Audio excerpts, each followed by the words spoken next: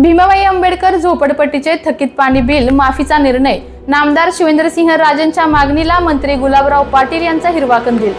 सातारा जिल्ह्यासाठी नव्याने अभय योजना लागू होणार। आमदार मनोज घोरपडे यांच्या उपस्थितीत जिल्हाधिकारी कार्यालयात 33 पुनर्वसित गावांची बैठकीत पुनर्वसनाचा प्रश्न मार्गी लावण्याचे दिले आश्वासन।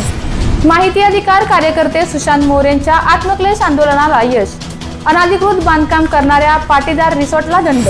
शाहू स्टेडियमवरील सकाळचा व्यायाम ठरतोय आरोग्यासाठी धोकादायक। धुळीच्या साम्राज्याने श्वसनाचा त्रास, धुळीवर उपाययोजना करण्याची सातारकरांची मागणी। सातारा जिल्ह्यातील वडगाव उमरज येथील अपघातग्रस्त मुलीची अमेरिकेत मृत्यूशी झुंज। वडिलांना विजाची प्रतीक्षा, केंद्र सरकारकडून मदतीची अपेक्षा। समाजातील प्रत्येक घरात मल्हारराव निर्माण करण्यासाठी भंडारी हे पुस्तक वाचणे आवश्यक आहे, असे वक्तव्य अनुप शहा यांनी केले आहे।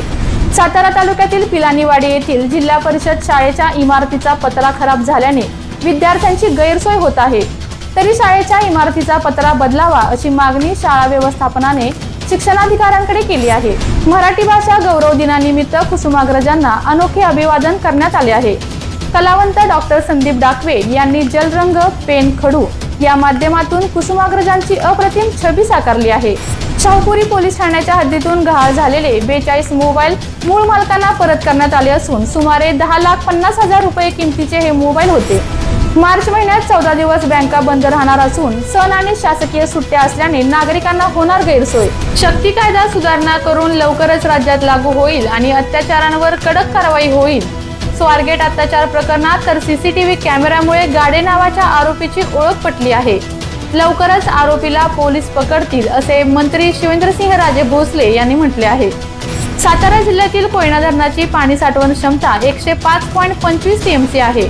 सध्या या धरणात 77.64 टीएमसी पाणीसाठा शिल्लक आहे। तसेच इतर बहुतांशी धरणातही मागील वर्षापेक्षा अधिक पाणीसाठा असल्याचे दिसून येत आहे। यामुळे उन्हाळ्यातही पाणी कमी पडणार नाही, अशी माहिती प्रशासनाने दिली आहे। पती पत्नीच्या भांडणातून सैन्य दलात असलेल्या जवानाने रागाच्या भरात सासूचे घर पेटवून दिले। यामध्ये आर्मीची कागदपत्रे, लाखभर रुपयाची रोकड या आगीत जळून खाक झाली आहे। या प्रकरणी सातारा तालुका पोलीस ठाण्यात संबंधित जवानावर गुन्हा दाखल करण्यात आला असून ही घटना आंबवडे खुर्द तालुका सातारा येथे घडली। साताऱ्यातील प्रेक्षणीय पर्यटन स्थळ असलेल्या महाबळेश्वर मधून बेडकाच्या नव्या प्रदेशनिष्ठ प्रजातीचा शोध लावण्यात भारतीय संशोधकांना यश मिळाले। क्रिकेट फ्रॉग या सामान्य नावाने ओळखल्या जाणाऱ्या मीनवोरिया या कुळात नव्याने शोधलेल्या बेडकाचा समावेश केलेला आहे। कोल्हापूरचे सरीसृप तज्ञ डॉक्टर वरदगिरी यांनी यावर शिक्कामोर्तब केला आहे। ह्या होत्या आजच्या ठळक घडामोडी। पाहत रहा सातारा न्यूज। आपल्या तालुक्यातील जिल्ह्यातील बातम्या सर्वप्रथम पाहण्यासाठी आजच सातारा न्यूजला YouTube चॅनलवर सबस्क्राइब करा, लाईक करा, शेअर करा आणि बेल आयकॉन प्रेस करायला विसरू नका।